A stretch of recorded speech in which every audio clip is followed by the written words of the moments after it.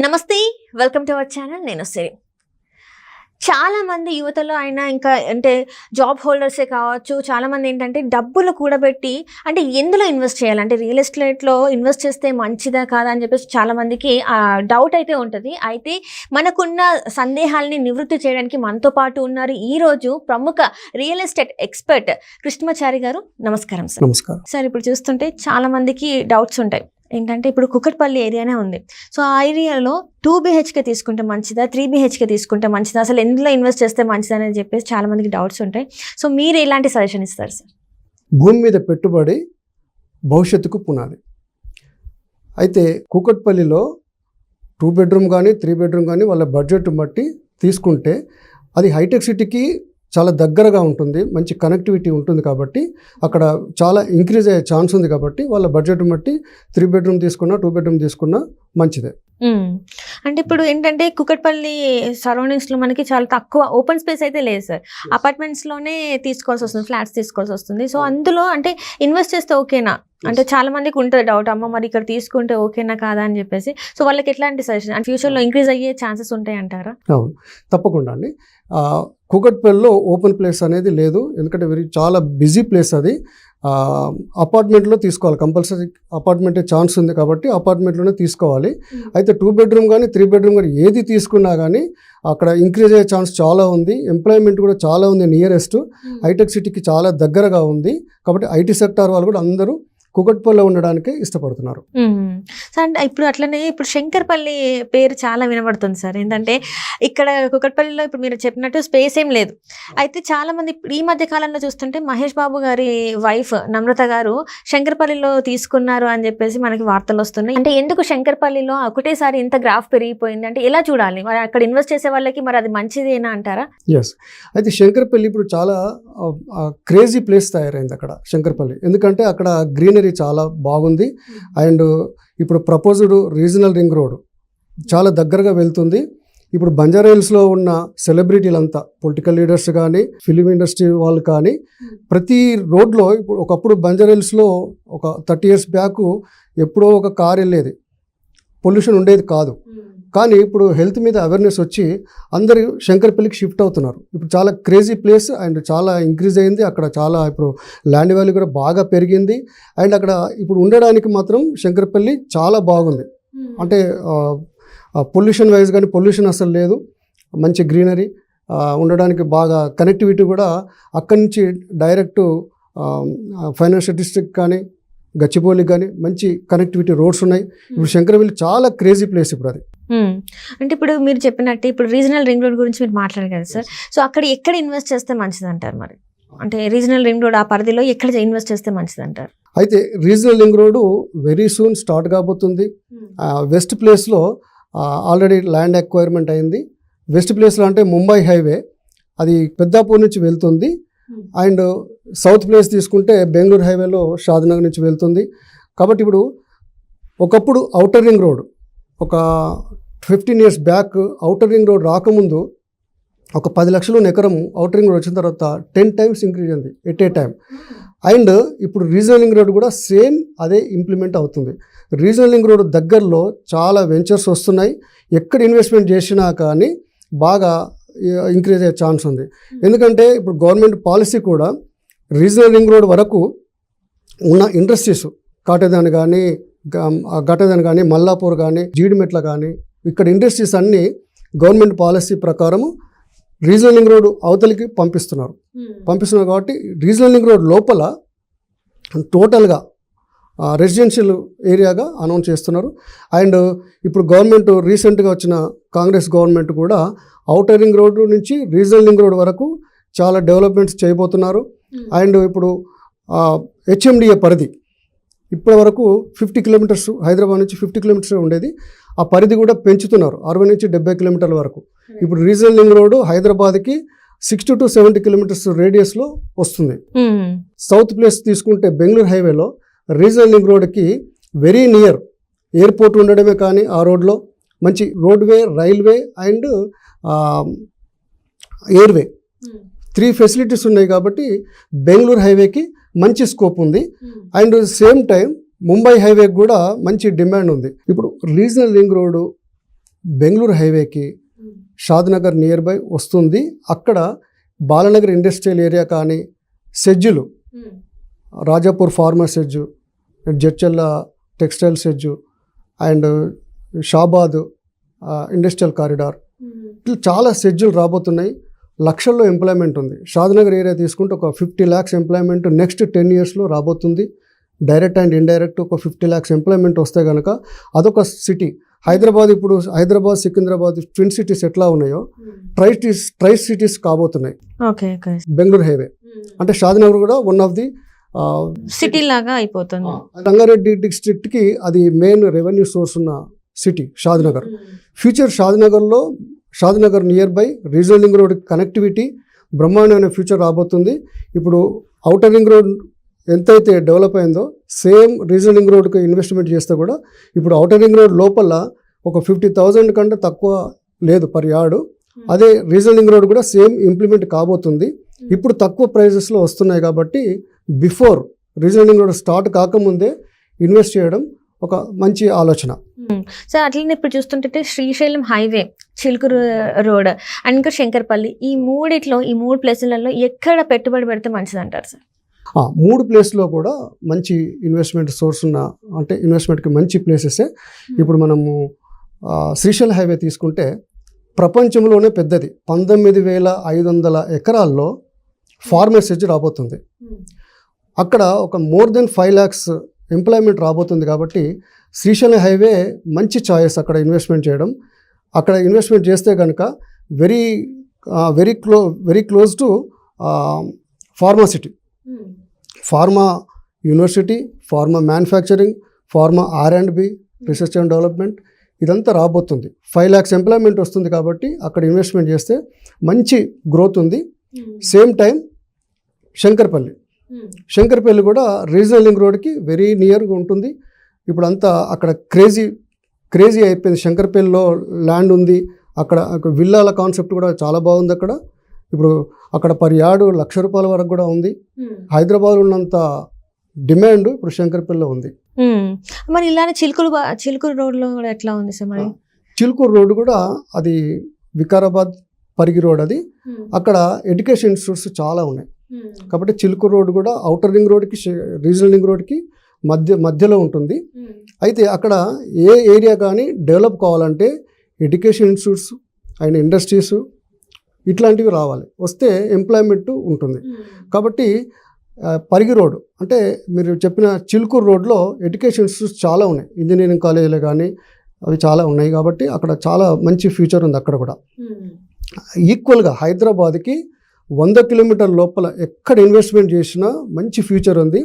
మన హైదరాబాదు ఇండియాలో real estate తీసుకుంటే టాప్ 2లో ఉంది ఆఫ్టర్ ముంబై. 100 కిలోమీటర్ల లోపల ఎక్కడ ఇన్వెస్ట్మెంట్ చేసినా మంచి ఫ్యూచర్ ఉంది. ఎందుకంటే హైదరాబాద్కి నార్త్ ఇండియా నుంచి కానీ, not only AP Telangana, north India నుంచి కానీ ఒక 20 రాష్ట్రాల నుంచి వచ్చి ఇక్కడ ఎంప్లాయ్మెంట్ కోసం వస్తున్నారు. ఇక్కడ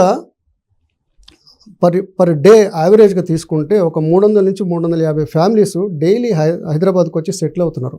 అంటే వాళ్ళందరికీ ఇండ్లు కావాలి కదా. కాబట్టి మంచి ఫ్యూచర్ ఉంది.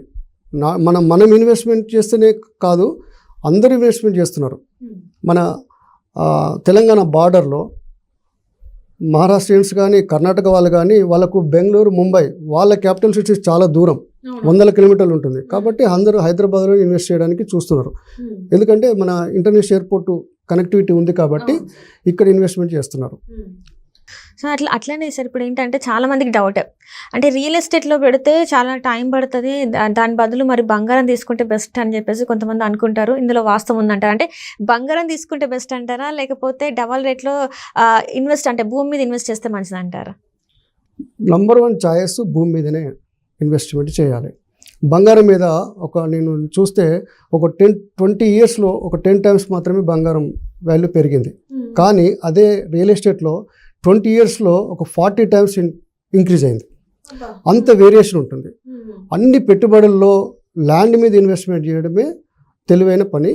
ఖచ్చితంగా ల్యాండ్ ఇన్వెస్ట్మెంటే చాలా ఫ్యూచర్ ఉంది, చాలా ఫాస్ట్ గ్రోత్ కూడా ఉంది. ల్యాండ్ ఇన్వెస్ట్మెంటే బెటర్. అంటే ఇప్పుడు ఇప్పుడు చాలా మంది ఏంటంటే వాళ్ళ దగ్గర చాలా తక్కువ అమౌంట్ ఉంటుంది. తక్కువ అమౌంట్లో మరి ఎలా ఇన్వెస్ట్ చేయాలి సార్ మరి భూమి పైన? అంటే బంగారం ఇప్పుడు ఒకవేళ ఒక తులం అనుకుంటే 60,000 62,000లో వచ్చేస్తుంది. అదే ఇప్పుడు ఒక 2-3 lakhs ఉందనుకోండి, ఒక 5 lakhs లోపే ఉందనుకోండి, ఎలాంటి ప్లేసెస్ మీద ఇన్వెస్ట్ చేస్తే మంచిది అంటారు? అంటే ఫార్మ్ ల్యాండ్స్ తీసుకుంటే మంచిదా, లేకపోతే సిటీ అవుట్స్కట్స్లో వాటిని ఇన్వెస్ట్ చేస్తే మంచిది అంటారా? సిటీ అవుట్స్కట్స్లో ఆ రేట్లలో కూడా దొరుకుతున్నాయి మనకి. Regional link road near by, నేను 100 కిలోమీటర్లు చెప్పినాను. Regional link road 60 to 70 kilometres డిస్టెన్స్లో వస్తుంది. దాని అవతల కూడా ఇన్వెస్ట్మెంట్ చేస్తే కూడా చాలా ఫ్యూచర్ ఉంది. ఇప్పుడు ఫామ్ ల్యాండ్స్ కూడా మనకు 3-4 వేలకు కూడా అవైలబుల్గా ఉంది. అయితే వాళ్ళ బడ్జెట్ బట్టి outer ring road to regional link road, regional link road అవతల కూడా ఇన్వెస్ట్మెంట్ చేసినా కానీ మంచి ఫ్యూచర్ ఉంది. ఎందుకంటే కనెక్టివిటీ రోడ్స్ అన్నీ వస్తున్నాయి. అండ్ రీజనల్ లింక్ రోడ్ అవతల మిడిల్ క్లాస్ పర్సన్స్ ఇన్వెస్ట్మెంట్ చేయొచ్చు. ఎందుకంటే హైదరాబాద్ గ్రోయింగ్ సిటీ, 4 దిక్కుల ఇంక్రీజ్ అయ్యే ఛాన్స్ ఉంది, ఎక్స్పాన్షన్ అయ్యే ఛాన్స్ ఉంది. ఫ్యూచర్లో ఇప్పుడు హైదరాబాద్ పాపులేషన్ 1,50,00,000. ఫ్యూచర్లో నెక్స్ట్ 10 yearsలో పాపులేషన్ డబుల్ అయ్యే ఛాన్స్ ఉంది. అందరికీ ఇండ్లు కావాలి కాబట్టి హైదరాబాదు 100 కిలోమీటర్ వరకు వెళ్ళే ఛాన్స్ ఉంది. కాబట్టి నేను చెప్పే రీజనల్ లింక్ రోడ్ అవతల ఇన్వెస్ట్మెంట్ చేసిన 3 to 4 yearsలో డబుల్ అవుతుంది. అంటే తక్కువ బడ్జెట్లో అయినా మనకు అక్కడ ప్లేస్ వస్తుంది కాబట్టి మీరు 3 to 4 yearsలో దీనికి డబల్ ఇన్వెస్ట్మెంట్ మీరు తీసుకోవచ్చు. ఒకవేళ అమ్మితే మనకి డబల్ ఇన్వెస్ట్మెంట్ అంటే డబల్ పే మనకి రీబ్యాక్ అవుతుంది అంటారు. 3-4 yearsలో డబుల్ అవుతుంది, ఖచ్చితంగా అవుతుంది. అంటే ఇప్పుడు ఇంకొక డౌట్ ఏంటంటే సార్, ఇప్పటి వరకు మనం మాట్లాడుకుంది ఏంటంటే ఎక్కడ భూములు తీసుకుంటే మంచిది, ఎక్కడ ఫ్లాట్స్ తీసుకుంటే మంచిది అని మనం మాట్లాడుకున్నాం కదా. అలానే అసలు రియల్ ఎస్టేట్లోకి రావాలి అంటే చేయాలి అంటే ఎలాంటి ట్రైనింగ్ తీసుకోవాలా, లేకపోతే అసలు ఎలాంటి అనుభవం ఉండాలి అసలు రియల్ ఎస్టేట్ రంగంలో దిగాలి అంటే? ఇప్పుడు రియల్ ఎస్టేట్లో ఎంప్లాయ్మెంట్ చాలా ఉంది రియల్ ఎస్టేట్లో. ఎందుకంటే ప్రతి ఒక్కరికి ఫుడ్ ఇండస్ట్రీ, టెక్స్టైల్ ఇండస్ట్రీ ఎట్లనో హౌస్ కూడా కావాలి కాబట్టి చాలామంది రియల్ ఎస్టేట్లోకి ఎంప్లాయ్మెంట్ కోసం వస్తున్నారు. ప్రతి చదువుకున్న వాళ్ళకి గవర్నమెంట్ ఎంప్లాయ్మెంట్ అందరికీ ఇవ్వలేరు కాబట్టి చాలామంది రియల్ ఎస్టేట్లోకి వస్తున్నారు. అది ఇప్పుడు రియల్ ఎస్టేట్ అనేది చాలా అవసరం కూడా. కాబట్టి రియల్ ఎస్టేట్లో రావాలనుకునే వాళ్ళు కొంచెం అబ్జర్వ్ చేయాలి. ట్రైనింగ్ కూడా కంపెనీస్ ఇస్తున్నాయి. ఇందులో మంచి ఫ్యూచర్ కూడా ఉంది రియల్ ఎస్టేట్లో. కాబట్టి ఎవరు వచ్చినా ఇక్కడ సక్సెస్ అవుతున్నారు. అంటే ఇక్కడ ఏంటంటే సార్, చాలా మంది రియల్ ఎస్టేట్ అనగానే అబ్బాయిలు మాత్రమే చేయగలుగుతారు, అమ్మాయిలు చేయలేరు అని ఉంది. సో మరి అమ్మాయిలకు కూడా అంతే ఉంటుంది అంటారా మరి స్కోప్? ఉంటుందండి. ఎందుకంటే ఒకప్పుడు అన్ఆర్గనైజ్డ్ రియల్ ఎస్టేట్, ఇప్పుడంతా ఆర్గనైజ్డ్ సెక్టర్గా మారిపోయింది. రియల్ ఎస్టేట్ కూడా ఒక కార్పొరేట్ స్టైల్లో చేస్తున్నారు కంపెనీలో. నేను చూస్తున్న 20 years నుంచి ఈ రియల్ ఎస్టేట్ ఫీల్డ్లో ఉన్నాను. లేడీస్ కూడా మోర్ దెన్ 30% ఈ ఫీల్డ్లో ఉన్నారు, సక్సెస్ అవుతున్నారు. ఎందుకంటే ట్రైనింగ్స్ ఉంటున్నాయి అండ్ కార్పొరేట్ స్టైల్లో ఆర్గనైజ్డ్ సెక్టర్ వైజ్గా ఇది రియల్ ఎస్టేట్ ఎదిగింది. కాబట్టి ఎవరు వచ్చినా ఇక్కడ సక్సెస్ అవుతున్నారు. ట్రైనింగ్స్ ఉంటున్నాయి. అంటే మహిళలు కూడా చేయొచ్చు, ఈజీగా చేయొచ్చు అండి. మహిళలు కూడా చాలామంది ఇందులోకి వచ్చి మిలియనియర్ అండ్ కరోడ్పతులు అవుతున్నారు. కాబట్టి ఎవరైనా ఈ ఫీల్డ్లోకి రావచ్చు. ఇప్పుడు అంటే అసలు రియల్ ఎస్టేట్లోకి రావాలి అంటే ఏదైనా అర్హత, అంటే ఏ అర్హతలు ఉండాలి సార్? అంటే ఇప్పుడు మామూలుగా ఇప్పుడు అకౌంటెంట్ అవ్వాలంటే బీకామ్ చేయాలి, అట్లా ఉంటుంది కదా సార్. సో ఇప్పుడు అంటే రియల్ ఎస్టేట్లోకి రావాలంటే ఎలాంటి అర్హతలు ఉంటాయి? ఏ ఎడ్యుకేషన్ ఉంటే, వెనకాల బ్యాక్గ్రౌండ్ ఏది ఉంటే బాగుంటుంది అంటారు సార్? మరి రియల్ ఎస్టేట్లోకి ఇప్పుడు రావాలంటే జస్ట్ అబ్జర్వేషన్ చేయాలి. దీనికి ఏ ఎక్స్పీరియన్స్ అవసరం లేదు, క్వాలిఫికేషన్తో కూడా సంబంధం లేదు. ఎందుకంటే కంపెనీస్ అన్నీ ట్రైనింగ్ ఇస్తుంది. ఒక 18 ఏళ్ళు ఉన్న వాళ్ళు ఎవరైనా సరే రియల్ ఎస్టేట్కి రావాలంటే ఇక్కడ కూడా ఒక కెరీర్గా తీసుకొని సక్సెస్ అవుతున్నారు. దీనికి ఎక్స్పీరియన్స్ కానీ అండ్ క్వాలిఫికేషన్ కానీ అవసరం లేదు. కార్పొరేటివ్ స్టైల్లో ఉంది ఇది రియల్ ఎస్టేట్. ట్రైనింగ్స్ అన్నీ కంపెనీలే ఇస్తున్నాయి. కాబట్టి దీనికి ఎవరైనా రావచ్చు, ఎవరైనా సక్సెస్ కావచ్చు. అంటే కంపల్సరీ ఈ ఎడ్యుకేషన్ అంటే ఈ బ్యాక్గ్రౌండ్ ఉండాలి ఎడ్యుకేషన్ వైజ్గా అయితే ఏం లేదు. అది ఎవరైనా కూడా జస్ట్ అబ్జర్వ్ చేస్తే మాత్రం ఈజీ అయిపోతుంది అంటారు సార్. అంటే ఇప్పుడు అట్లానే సార్, చాలా మంది ఏదైనా ప్లేస్ కొనాలి అంటే డాక్యుమెంట్స్ వైజ్గా ఎలాంటి డాక్యుమెంట్స్ ఉండాలి అసలు? ఏది అంటే ఇప్పుడు అది ఆల్రెడీ ఎవరైనా తీసుకున్నారా, లేకపోతే వాళ్ళ పేరు మీద ఉందా, వాళ్ళే మనకు అమ్ముతున్నారా అనేది కరెక్ట్గా డాక్యుమెంట్స్ ఎలా చూసుకోవాలి సార్ మనం? ఒకప్పుడు అన్ఆర్గనైజ్డ్ రియల్ ఎస్టేట్ ఉన్నప్పుడు ఒక 15-20 ఇయర్స్ బ్యాక్ ఎట్లా ఉండేదంటే ఒకరికి రిజిస్ట్రేషన్ చేసి మళ్ళీ డబుల్ రిజిస్ట్రేషన్ కూడా అయ్యే ఛాన్స్ ఉండేది. ఇప్పుడు మాత్రం అట్లాంటి పరిస్థితి లేదు. ప్రతి పేపరు స్కాన్ అయి వస్తుంది కాబట్టి ఇప్పుడు డౌట్ పడాల్సిన పని లేదు. మనం ఇప్పుడు చూసుకోవాల్సింది ఏంటంటే డిటిసిపి అప్రూవల్ ఉందా, హెచ్ఎండిఏ అప్రూవల్ ఉందా చూసుకుంటే సరిపోతుంది. ప్రతి పేపర్ స్కాన్ అయి వస్తుంది కాబట్టి అట్లాంటి డౌట్స్ ఏమి అక్కర్లేదు. మనము ఇన్వెస్ట్మెంట్ చేయాలనుకుంటే ప్లాట్ కొనాలనుకున్నప్పుడు అప్రూవల్స్ ఈసీ తీసుకోవాలి, ఇన్కమ్ రెంట్ సర్టిఫికేట్ చూసుకోవాలి, అండ్ లింక్ డాక్యుమెంట్స్ మనకు ఒక 13 సంవత్సరాలు ఉంటే లోన్ వస్తుంది హౌస్ కన్స్ట్రక్షన్కి. ఇప్పుడు ఏ కంపెనీ అయినా కానీ 30 to 50 years లింక్ డాక్యుమెంట్ కూడా ప్రొవైడ్ చేస్తున్నారు. ల్యాండ్ హిస్టరీ ఎవరి నుంచి ఎవరికి వచ్చింది అనేది చూసుకుంటే సరిపోతుంది. అది లీగల్ ఎక్స్పర్ట్స్తో ఒకసారి చెక్ చేసుకుంటే సరిపోతుంది. ఇంకా ఇప్పుడు డబుల్ రిజిస్ట్రేషన్ అయ్యే ఛాన్స్ అసలు లేదు. లాస్ట్ 10-15 years నుంచి ఎవ్రీ పేపర్ రిజిస్ట్రేషన్ ఆఫీస్లో స్కాన్ అవుతుంది. ఎందుకంటే గవర్నమెంట్కి కూడా రియల్ ఎస్టేట్ అనేది ఒక శ్వాసలాగా. ఎందుకంటే రెవెన్యూ అంతా రియల్ ఎస్టేట్ నుంచే చాలా వస్తుంది. రియల్ ఎస్టేట్ మీద డిపెండ్ అయ్యి ఒక 50 రంగాలు బిజినెస్ చేస్తూ ఉంటాయి. కాబట్టి రియల్ ఎస్టేట్ అనేది గవర్నమెంట్ కూడా చాలా రెవెన్యూతో కూడుకున్న పని. జిఎస్టీ కానీ, రిజిస్ట్రేషన్ స్టాంప్స్ డ్యూటీ కానీ అంతా రియల్ ఎస్టేట్ ద్వారా గవర్నమెంట్కి ఇన్కమ్ వస్తుంది.